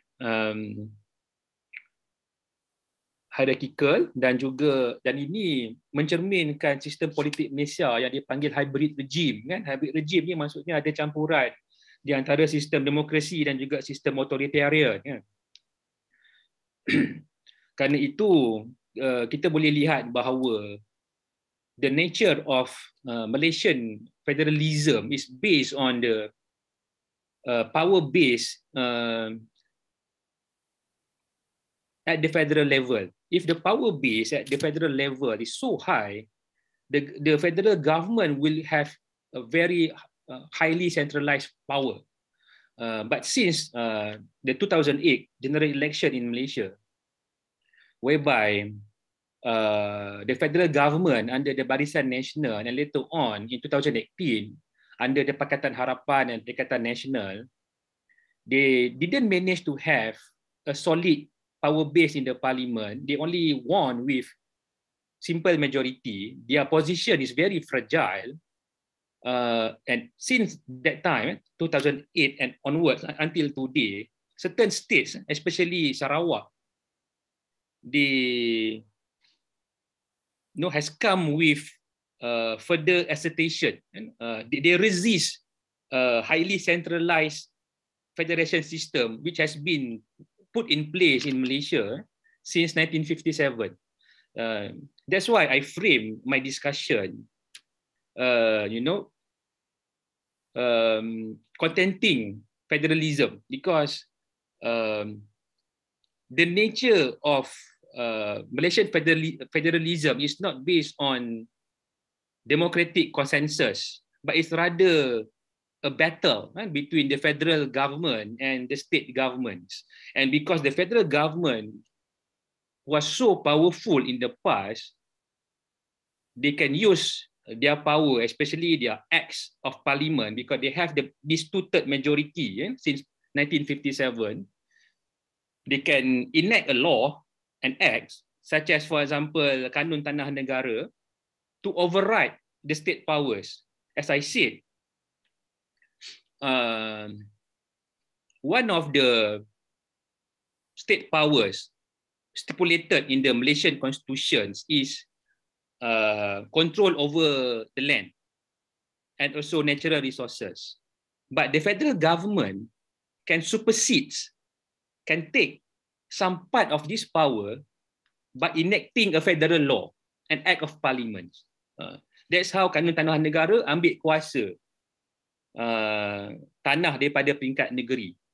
That's how Akta Petronas, the Petronas Act 1970-1971, ambil kuasa kerajaan negeri dalam aspek kawalan sumber galian. Sepatutnya sumber galian, natural resources ni di bawah kuasa negeri. Tapi Akta Petronas menyatakan mana-mana hasil minyak di luar pesisir pantai negeri, 3 batu nautika adalah bilik kerajaan persekutuan. Sedangkan dalam perlembagaan mengatakan adalah milik negeri. Tapi akta itu supersede, override perlembagaan persekutuan. Dan ini sebenarnya sedikit sebanyak agak berkontradiksi dengan semangat perlembagaan. Artikel 4/1 Malaysian Constitution says that Malaysian Constitution is the highest law of the land. Undang-undang yang paling tinggi dalam persekutuan. Mana-mana undang-undang lain kan, yang berkontradiksi dengan perlembagaan persekutuan, termasuk kuasa negeri, kuasa bersama, boleh diisytiharkan sebagai tidak sah dan terbatal. Could be considered as null and void. Tapi itulah kan, kontradiksi yang ada. Dan tapi perkara ini tidak membingungkan ataupun membelikkan. Sebaliknya, ia reflektif dengan the real nature of Malaysian politics. Once again, it is a hybrid regime. It's a hybrid political system, a combination of authoritarian and also democracy. And even though there's democracy, at surface, there are elections. We have never failed to reconvene an election within 5 years. There is some sort of, popular liberty such as freedom of speech, the media, association, assembly. But still the quality of democracy in Malaysia ada beberapa sekatan dan juga halangan. Dan highly centralized federation system itu reflect kepada sifat Malaysia yang hybrid tadi itu, saudara Tino. Kemudian dalam persoalan kedua tentang Singapura, tentang masalah identiti, daripada sudut laporan rasmi, memang itulah yang dikatakan oleh Tunku Abdul Rahman, yang difahami oleh umum di Malaysia, bahawa pemisahan di antara Singapura daripada Malaysia yang dilakukan secara bersama sebenarnya tidak, kalau dalam buku-buku sejarah banyak mereka dengar Singapura dikeluarkan. Tidak, sebenarnya dah ada the separations of Singapore and from the federation was negotiated, was bargained. The two deputy premier of Malaysia and Singapore, Goh Keng Swee of Singapore and also Tun Razak of Malaysia, they have met months before the actual separation of Malaysia and Singapore to discuss the term of separations. And the term of separation was actually been drafted by Lee Kuan Yew's wife, Kwa Geok Chu, if I'm not mistaken, if my memory serves me right. It was a bargain separations. And part of the deal, part of the reasons officially stated was, in fact, the danger of,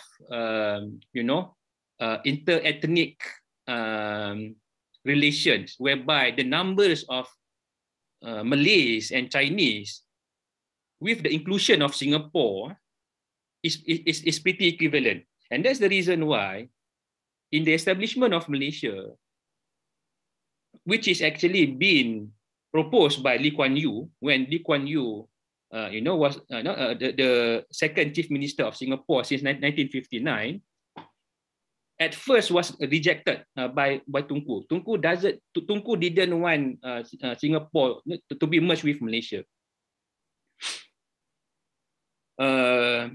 The PAP, People's Action Party campaign in 1959, one of their electoral manifesto was merger with Malaysia. But Tunku, reject those ideas. But later on in 1961, when there was PAP split between Lee Kuan Yew and Lim Chin Siong, and Lim Chin Siong established a new political party. They call it Barisan Socialist. And Barisan Socialist was expected by the British intelligence and the Malayan counterpart might won the next election in Singapore in 1963. And the socialist takeover of Singapore in 1963 is been looked as something imminent, tak boleh dielakkan, inevitable. And if you can remember, in 1960s and 1970s, there was a really popular theory of dominoes effect. satu negara jatuh kepada komunisme, sosialisme, jatuh lagi kan. Indonesia dah bawah komunisme dah. Di utara komunisme, utara Malaysia very strong dekat selatan Thailand dan sebagainya. Dan if Singapore fall to communism, Tunku being a Malay conservative, supporting British and so on, he was really worried if Singapore fall to Barisan Sosialis, that it will soon later come to Malaya. So, even though in 1959, Tunku rejected Lee Kuan Yew's proposal to merge Malaysia and Singapore, in 1961, he reconsidered the idea. But to maintain the balance of Malays, the native, and the non-Malays, the non-native, that's the reason why they discussed with the British to include the British possessions in Borneo, Sabah and also Sarawak, so that they can have, bigger portions of the native Malay and the native against the Chinese. But during their political experiment from 1963 to 1965, Lee Kuan Yew has bigger ambition. He want to be leader of Malaysia, especially he wanted to transform PAP to be the Malaysian Chinese Association, the Chinese counterpart of UMNO at the federal level. But Tunku trust MCA much more than trust PAP, and PAP also under Lee Kuan Yew has broke the gentleman's agreement, whereby there was general election in 1964 and PAP planted candidate at several places in the peninsula and even won one seats in Petaling Jaya, if I'm not mistaken, in Selangor. So it really, sparked the tension between PAP Singapore and also alliance, UMNO of Malaya. And Tunku was really worried if these things, keep on developing, that might in fact threaten the power of UMNO in the future, and try to cut off this problem, as soon as possible. But there are actually a lot of other consideration apart from politics of identity. Then sistem kewangan. Once again, dalam sistem yang highly centralized ini, kuasa kewangan dipusatkan dalam konteks Malaysia daripada sudut amalan kepada kerajaan pusat.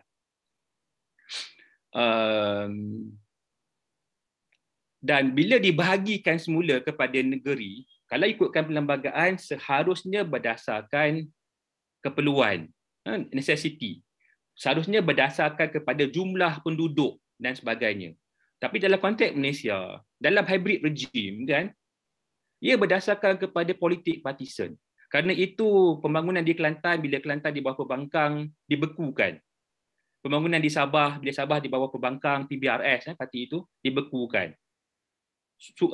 Peruntukan kepada Selangor dikurangkan, peruntukan kepada Pulau Pinang dikurangkan, sehingga kan peruntukan kepada USM, sebuah public university, lebih besar daripada bajet sebuah kerajaan negeri yang diperuntukkan kepada kerajaan persekutuan, kerana pertentangan politik yang begitu tinggi dalam konteks Malaysia. Kerana itu pada akhir tadi di kesimpulan, saya memohon agar langkah ke hadapan agar para ahli politik di Malaysia mengangkat semangat perlembagaan, the spirit of constitutionalism, mengangkat semangat federalism, kebebasan dan sebagainya, dan jangan dihukum mereka yang tidak bersama kerajaan persekutuan. Tetapi itulah sistemnya, Tino, Bapak Tino. Apabila kita berada dalam sistem hybrid dan power yang highly centralized, as what Montesquieu said, power tends to corrupt, absolute power can corrupt, absolutely, in a way. Seterusnya tadi daripada soalan pelajar tadi, disebabkan hubungan federal state yang begitu tegang, very tense relations, bagaimana bila ada konflik, bagaimana mereka selesaikan? Ada dua cara daripada sejarah Malaysia. Cara pertama, mereka menggunakan kaedah rule by law. Maksudnya, Parlimen enact, menggubal satu undang-undang baru yang boleh take over, yang boleh supersede kuasa negeri. Seperti tadilah Kanun Tanah Negara, Akta Petronas. Dua-dua akta tadi supersede kuasa yang telah diperuntukkan dalam perlembagaan. Itu kaedah pertama. Kaedah yang kedua lebih diplomasi lah. agak diplomatik, kan? Agak diplomatik. Tapi diplomatik pun di antara partner yang hierarchical, hubungan yang asymmetrical, kan? Antara kuasa besar di peringkat pusat dan juga kuasa kecil. Jadi dia bargaining dia tak berapa. Contohnya di antara Kelantan, Terengganu dengan Persekutuan. Zaman Mahathir dulu, Terengganu minta Persekutuan untuk penuhkan tanggungjawab dalam harta Petronas dengan memberikan wang royalti minyak sebanyak 5% setahun. Tapi di bawah Mahathir yang pertama, Tun Mahathir tidak berapa menghormati perjanjian dalam Petronas. Sebaliknya, kalau diberikan pun, kata Tun Mahathir, itu adalah ihsan, kebajikan daripada Persekutuan, bukannya kewajipan, tanggungjawab dalam undang-undang kontrak, dalam undang-undang. Kelantan juga sampai hari ini bermasalah dalam mendapatkan royalti minyak daripada Persekutuan, walaupun Kelantan juga kaya dengan sumber minyak. Cuma di bawah sekali, ketika di bawah Pakatan Harapan ada diberikan juga lebih kurang 400 juta ringgit. Tapi di bawah Perikatan Nasional pada hari ini, dia bargain lah, kena bargain. Sebab pada hari ini kerajaan Persekutuan agak lemah. Jadi kerajaan Persekutuan tidak boleh mendesak, tidak boleh lagi membuli kerajaan negeri, kerana setiap undi kerusi parlimen di negeri sangat berharga kepada kerajaan Persekutuan. Sebab kerajaan Persekutuan pada hari ini ada majoriti lebih kurang 5 undi sahaja. Mana-mana negeri tarik undi, kerajaan Persekutuan boleh runtuh. Tetapi memandang ke masa hadapan, pada pemilu yang akan datang, kalau kerajaan kembali semula ke Persekutuan dengan majoriti 2/3, mungkin keadaan semasa ini akan berubah kembali. Jadi sebab tu saya bingkaikan, I frame the process of federalism and also federal state relation in Indonesia within contestation, within a bargain, a battle framework, satu kerangka pertentangan, satu kerangka pertembungan berbanding yang sepatutnya kerangka demokratik, kerangka diplomasi dan kerangka federal. Ya.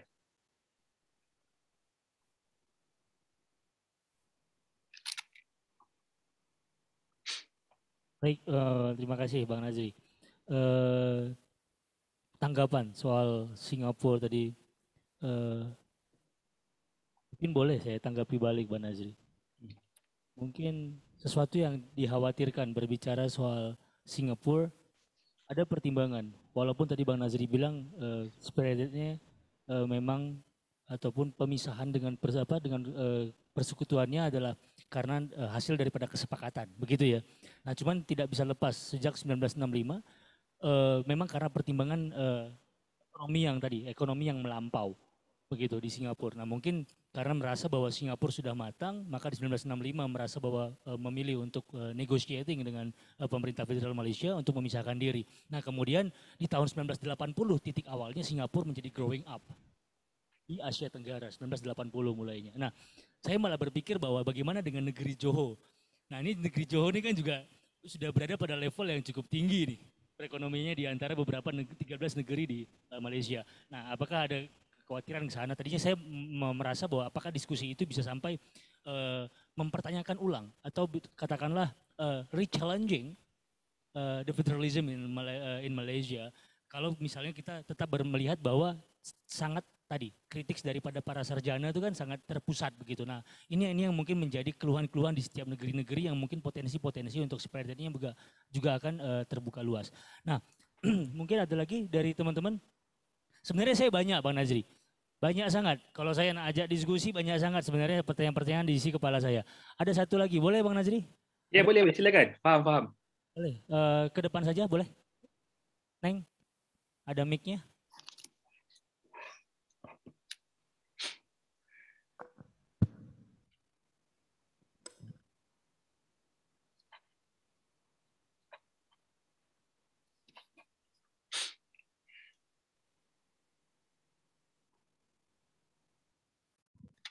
Menghadap kamera aja. Ya. Iya. Pertanyaan saya,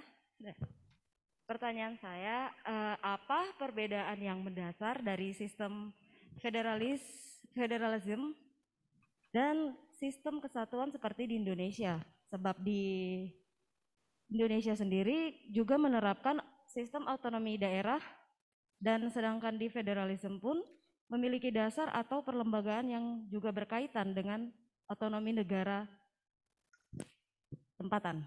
Begitu. Ya. Itu satu aja. Siapa namanya? Iya, Rosi, Pak. Rosi. Iya. Cukup satu, Rosi? Ya, jadi apa perbedaan yang mendasar? Oke. Perbedaan, Bang Nazri, bicara soal federalisme di Malaysia. Makasih, dan pentadbiran soal tata kelola negara di Indonesia. Sementara di Indonesia ini kan juga ada 34 provinsi, bukan negeri. Tak ada kerajaan-kerajaan kekuasaan di daerah memang. Nah, apa bedanya dalam tata kelola pemerintahannya?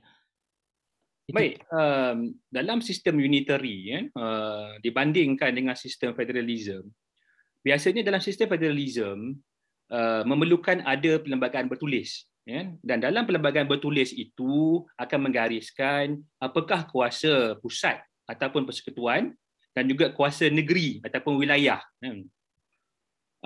Dan daripada sudut ideal dan best practice, kedua-dua kuasa ini perlu dipisahkan. Dan ini juga berkaitan dengan separation of power, good governance, dan dalam masa yang sama tidak boleh dicampur adukkanlah. Itulah semangat sovereignty tadi. Makna kata kerajaan pusat tidak boleh mengganggu kedaulatan negeri A dalam kuasa yang telah diperuntukkan dalam perlembagaan. Contoh dalam konteks Malaysia, tanah dan juga hasil galian. Kalau dalam perlembagaan telah dimaklumkan tanah dengan hasil galian itu adalah bidang kuasa negeri, maksud kedaulatan sovereignty itu adalah sovereignty berasaskan fungsi, bukannya sovereignty berasaskan keseluruhan. Apakah fungsi-fungsi yang telah diberikan itu, negeri-negeri tadi ada sovereignty yang tertentu. Kan? Macam dalam konteks Malaysia, tanah dan juga hasil galian. Kan? Jadi seharusnya kerajaan pusat, kalaulah demokratik, kalaulah mempunyai spirit federalism dan juga constitutionalism, seharusnya menghormati hal-hal tadi dan menghormati kedaulatan negeri-negeri tadi. Bukanlah negeri itu berpisah daripada persekutuan, kan? Okay. Berbeza pula dengan sistem unitary. Saya bukanlah pakar Indonesia, tapi saya mengkaji UK, jadi mungkin saya boleh aplikasi sedikit sebanyak dalam konteks sistem unitary. Di UK mungkin sama sedikit sebanyak dengan di Indonesia. Mereka mengamalkan devolusi dan juga desentralisasi. Namun devolusi itu diperturunkan daripada parlimen kepada daerah, kepada provinsi, kepada region dengan syarat, kan? Dan disebabkan digubal oleh parlimen, devolusi dan juga desentralisasi itu, parlimen juga boleh menghapuskannya, boleh menarik semula.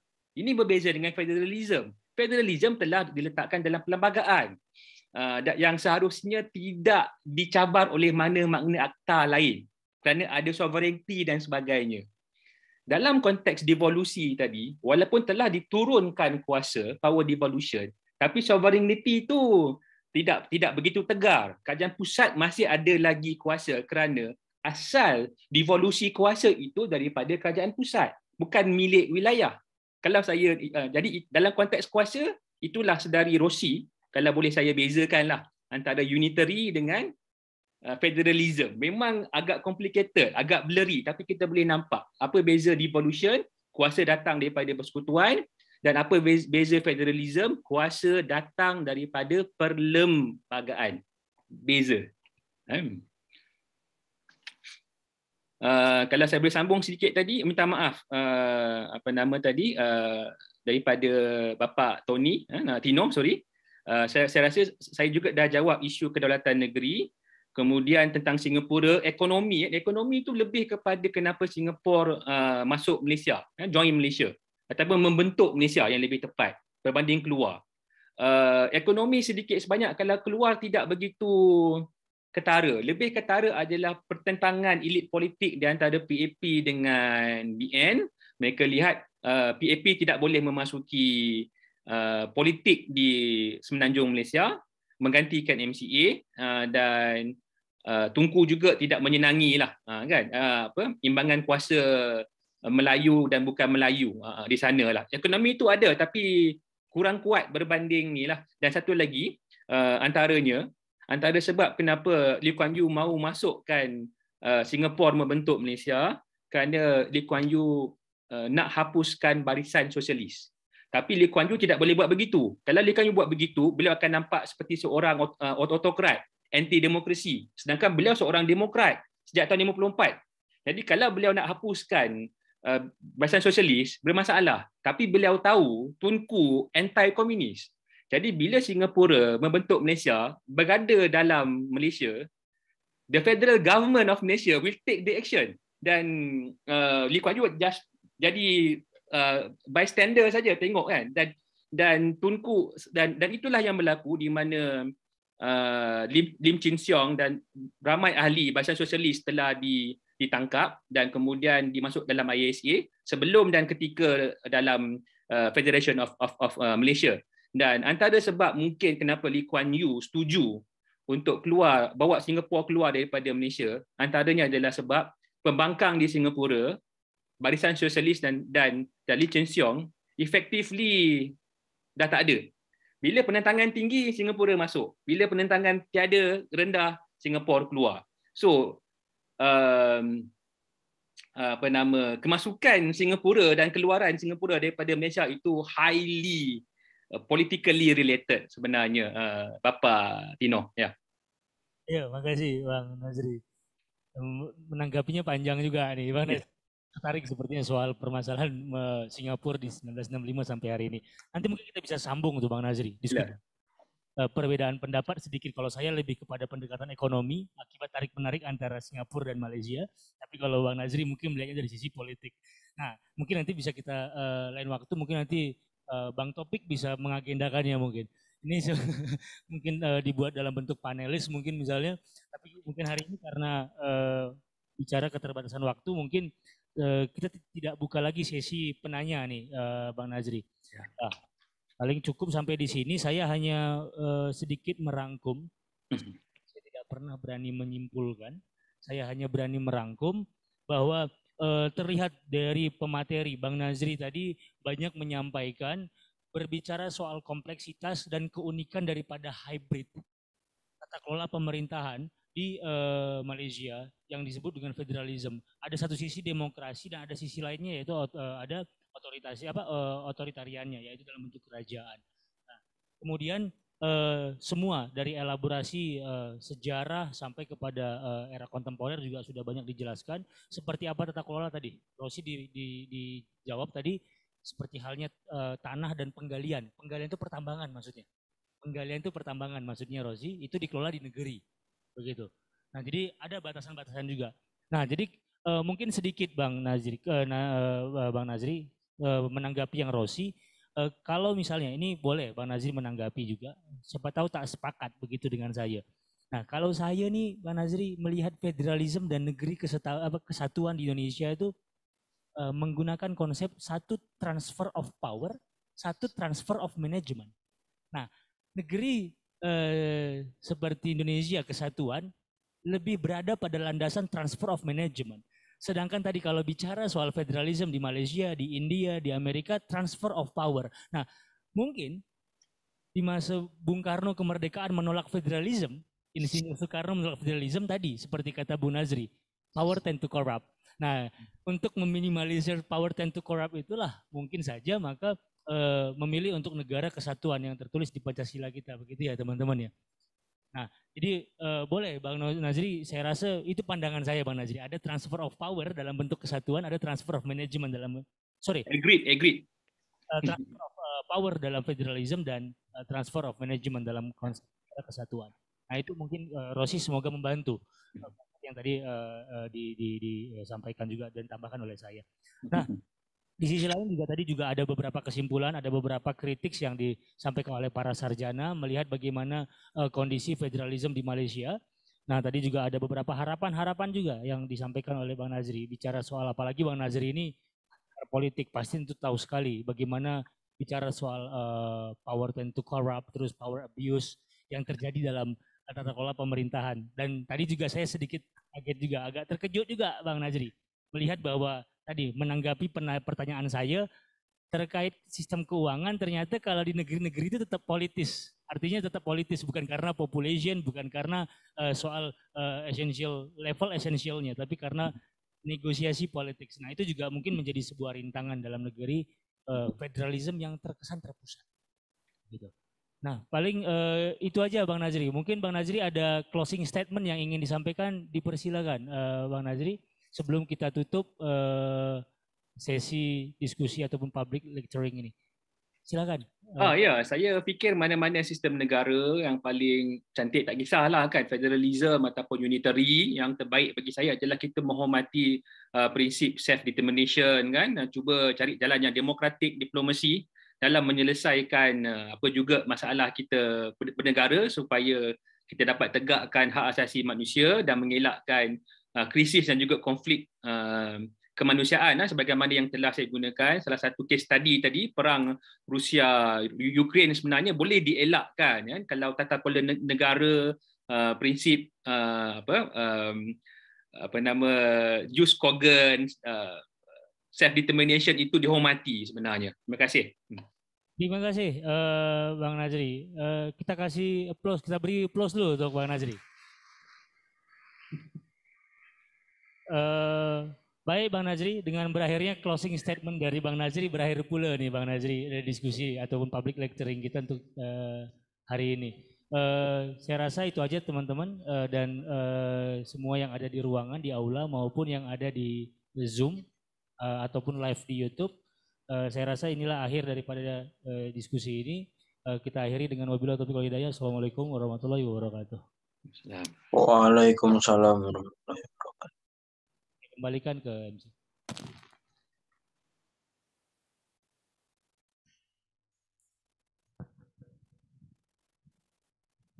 Baik, terima kasih banyak kepada Bapak Nazri Nur yang tadi telah menyampaikan materinya dengan sangat luar biasa, dan juga terima kasih sekali lagi kepada Bapak Tinurila Sebayang yang sudah menjadi moderator dari diskusi kita pada hari ini. Dan juga mungkin harapan bagi teman-teman baik yang hadir melalui Zoom meeting maupun hadir secara langsung di Aula Visip Unpas, semoga ilmu yang telah disampaikan oleh Bapak Nazri dapat bermanfaat bagi kita semua dan juga menjadikan suatu pengetahuan baru bagi kita semua, seperti itu.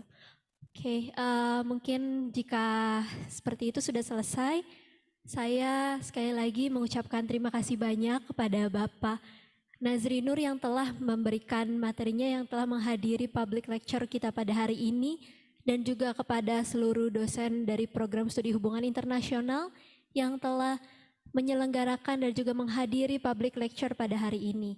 Serta tak lupa juga kepada rekan-rekan saya semua mahasiswa dari hubungan internasional Visip Unpas yang telah menghadiri kegiatan public lecture pada hari ini. Saya Partini Cakrawati selaku pembawa acara pada hari ini mengucapkan terima kasih banyak dan mohon maaf apabila ada kesalahan baik yang sengaja maupun tidak disengaja. Semoga kita dapat bertemu di kesempatan lain. Semoga kita dapat kembali berdiskusi pada public lecture yang selanjutnya. Oleh karena itu saya pamit undur diri. Terima kasih banyak. Wassalamualaikum warahmatullahi wabarakatuh.